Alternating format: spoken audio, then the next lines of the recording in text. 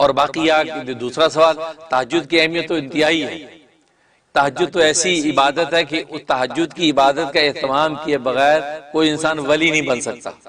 کیونکہ کوئی ولایت و معرفت اگر چاہتا ہے تو تہجد کی نماز پڑھے۔ بقدر القدی تکتسب المعالی ومن طلب الاولی سحر اللیالی، یعنی بقدر القدی تکتسب المعالی، انسان کی محنت و مشقتوں کی مقدار پر بلندیاں حاصل کی جاتی ہیں۔ ومن طلب الاولی، جو ولایت و معرفت کی بلندیاں چاہتا ہے تو سحر اللیالی، راتوں کو جاگا کرے۔ تو جب سب دنیا سوتی ہے وہ جب جاگے گا تو پھر وہ خدا، جو خدا کو ماننے کے لیے اٹھا ہے تو وہ خدا سوتا کہاں ہے، وہ بھی جاگا ہوا ہوگا۔ دونوں جاگ گئے تو آپ کا یہ تخلق جو ہے، یہ آپ کا اخلاق جو ہے اللہ کے خلق کے ساتھ مل گیا۔ جب خالق اور مخلوق کا یہ خلق مل گیا تو آپ کو ولایت و قرب نصیب ہو جاتی ہے۔ اس لیے جو ہے تہجد کی بڑی اہمیت ہے۔ ولایت و معرفت کے دروازے اس کے باہر کھلتے نہیں، اور اس کا بہترین افضل وقت تیسرا پہر ہے۔ تیسرے پہر جو ہے وہ جو ہے 3 حصے رات کے کر لیں تو تیسرا جو پہر ہوتا ہے وہ تہجد کا وقت ہے۔ ہر ملک میں اس کی ٹائمنگ الگ ہوتی ہیں، اس حساب سے آپ تہجد کی نماز ادا کریں، اس کی 8 رکعت اور 3 وتر ادا کریں، اسی طریقے سے یا 11 رکعت اور 3 وتر ادا کریں۔ ہر طرح ثابت ہے، کچھ نہیں تو کم از کم 2 رکعت پڑھ کے سو جائیں۔ بلکہ میرے دادا پیر حضرت ڈاکٹر عبداللہ عارفی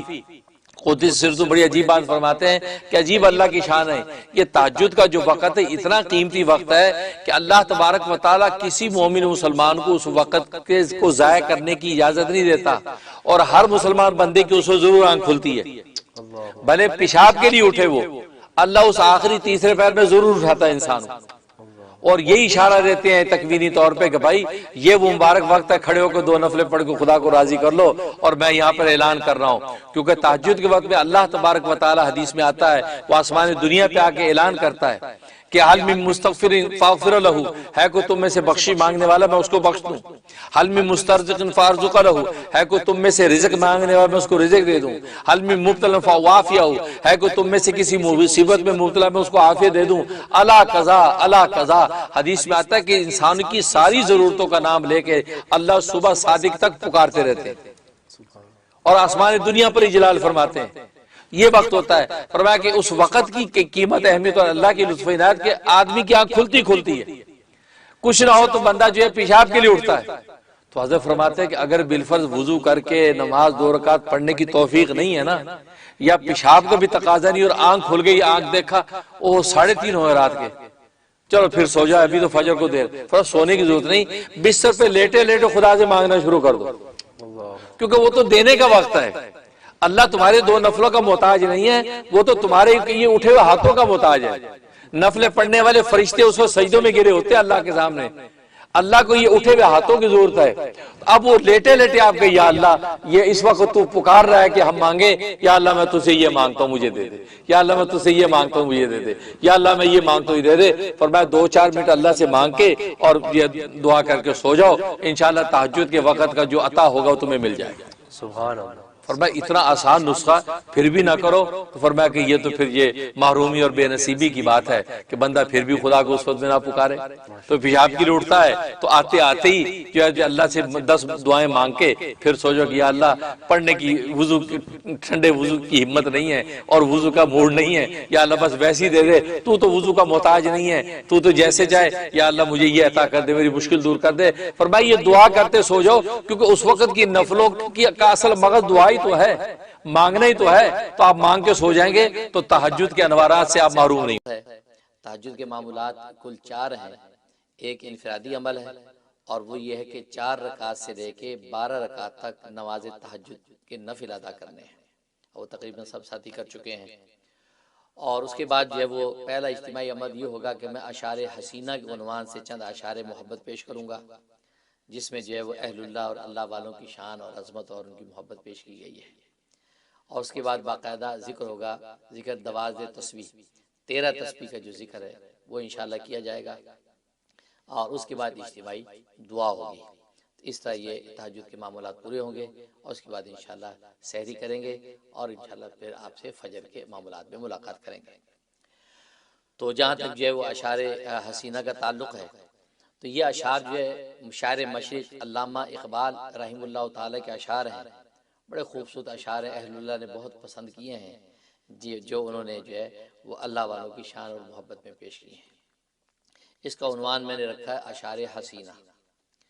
فرماتے ہیں جنہیں میں ڈھونڈتا تھا آسمانوں میں زمینوں میں، جنہیں میں ڈھونڈتا تھا آسمانوں میں زمینوں میں، وہ نکلے میرے ظلمت خانہ دل کے مکینوں میں۔ حقیقت اپنی آنکھوں پر نمایاں جب ہوئی اپنی، حقیقت اپنی آنکھوں پر نمایاں جب ہوئی اپنی، مکہ نکلا ہمارے خانہ دل کے مکینوں میں۔ اگر کچھ آشنا ہوتا جب مذاق جبا سائی سے، اگر کچھ آشنا ہوتا مذاق جبا سائی سے، تو سنگ آستان کعبہ جا ملتا جبینوں میں۔ کبھی اپنا بھی نظارہ کیا تو نے اے مجنوں،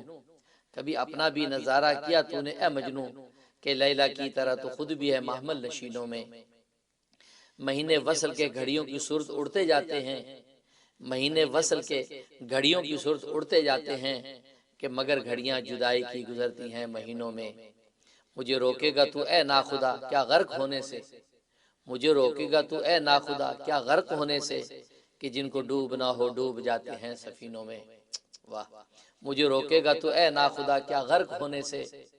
کہ جن کو ڈوبنا ہو ڈوب جاتے ہیں سفینوں میں۔ چھپایا حسن کو اپنے کلیم اللہ سے جس نے،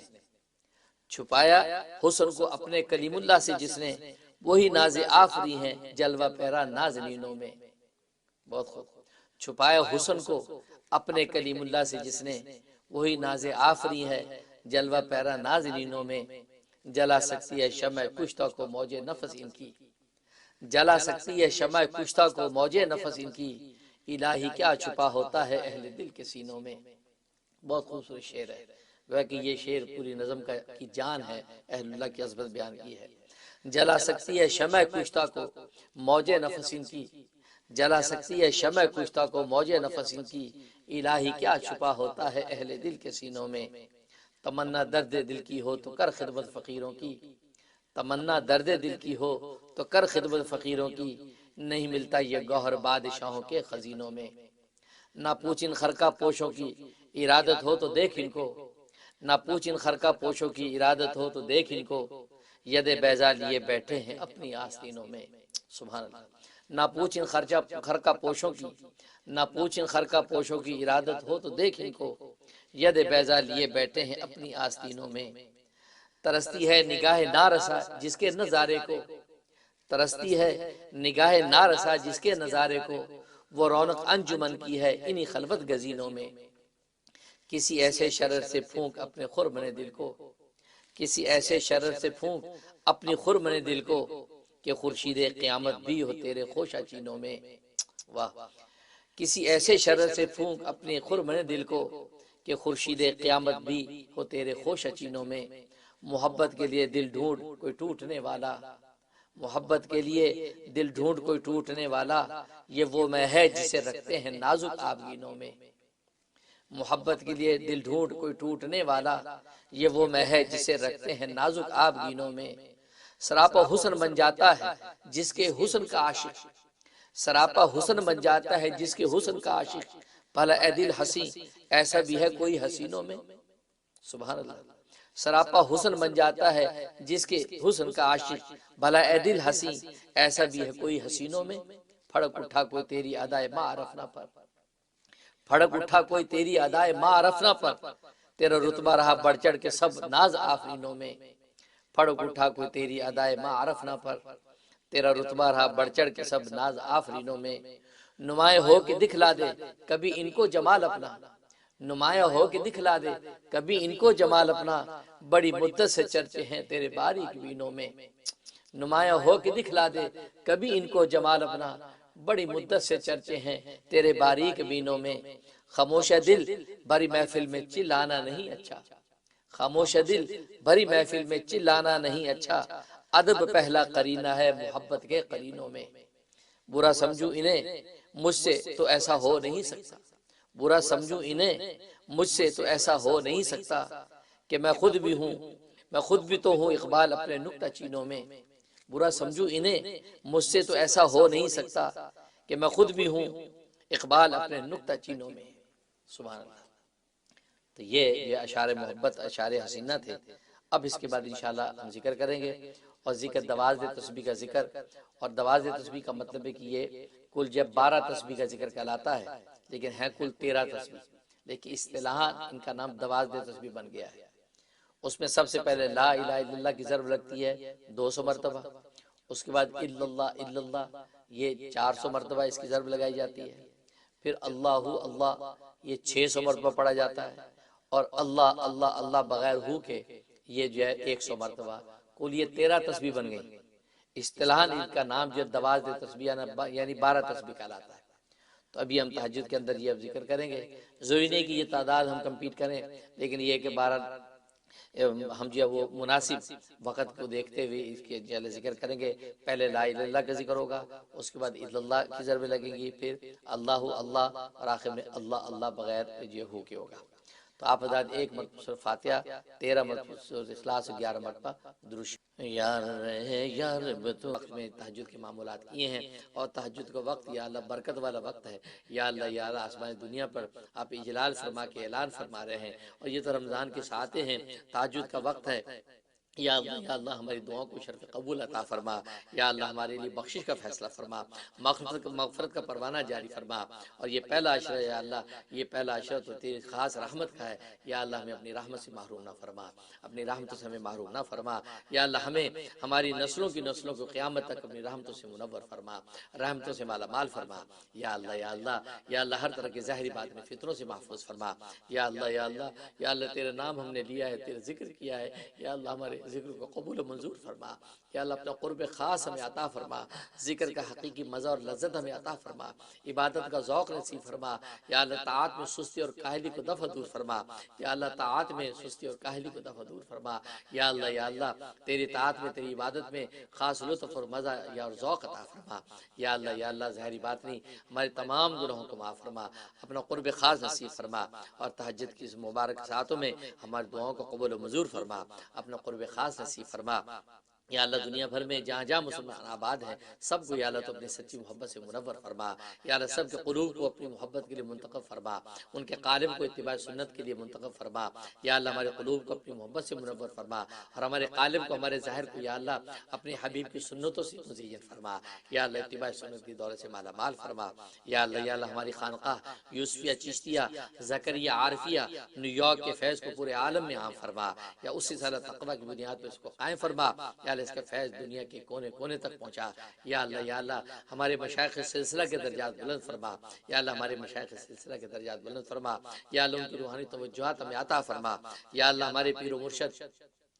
مشبیر و مرشد یا اللہ حسن الاولیاء امام الاتقیاء شہید اسلام حضرت مولانا محمد یوسف لدھیانوی شہید قدس سرو کے درجات بلند فرما، یا اللہ ان کے درجات بلند فرما، ان کو شہادت عظمیٰ کے مقام پر فائز فرما، یا اللہ ان کی روحانی توجہات ہمیں عطا فرما، یا اللہ ہمارے دادا پیر برکت الاثر قطب العالم حضرت شیخ الحدیث مولانا محمد زکریا کاندلوی قدس سرو کے درجات بلند فرما، ان کی روحانی توجہات ہمیں عطا فرما، یا اللہ ہمارے دوسرے دادا پیر عارف باللہ حضرت مولانا ڈاکٹر عبداللہ عارفی قدس سرو کے درجات بلند فرما، ان کی روحانی توجہات ہمیں عطا فرما، یا اللہ خزانہ غیب سے یا اللہ اپنا قرب خاص میں نصیب فرما، ہماری کوتاہیوں کو معاف فرما، لغزشوں سے درگزر فرما، یا اللہ ہمارے لیے مغفرت کا پروانہ جاری فرما، ہمیں ہماری بیوی بچوں کو ہماری نسلوں کو یا اللہ نفس و شیطان کے شر سے محفوظ فرما، نفس و شیطان کے شر سے محفوظ فرما، یا اللہ ہم میں سے جن کے والدین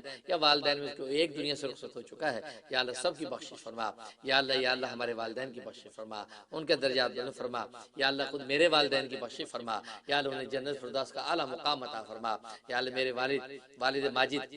محدث الاثر محدث مہاجر فی سبیل اللہ حضرت مولانا مفتی نیاز محمد خوتنی قدس سرو کا درجات بلند فرما، یا اللہ ان کی روحانی توجہات ہمیں عطا فرما، ان کی روحانی توجہات ہمیں عطا فرما، یا اللہ اپنے کرم سے یا اللہ ہمارے تمام مشائخ اساتذہ اور یا اللہ محسنین سب کے درجات بلند فرما، خزانہ غیب سے مدد فرما، یا اللہ رمضان مبارک کی اس برکت بھری ساعتوں میں یا اللہ اپنا خاص تعلق ہمیں نصیب فرما، اپنا خاص تعلق ہمیں نصیب فرما، ربنا آتنا فی الدنیا الدنيا حسنة وفي الآخرة حسنة وقنا عذاب النار وقنا عذاب القبر وقنا عذاب الحشر وقنا عذاب الميزان. اللهم إنا نسألك من خير ما سألك من نبيك محمد صلى الله عليه وسلم ونعوذ بك من شر ما استعاذك من نبيك محمد صلى الله عليه وسلم وأنت المستعان وعليك البلاغ ولا حول ولا قوة إلا بالله. ربنا تقبل منا إنك أنت السميع العليم وتب علينا إنك أنت التواب الرحيم. وصلى الله تعالى على خير خلقه محمد وآله وأصحابه أجمعين برحمتك يا أرحم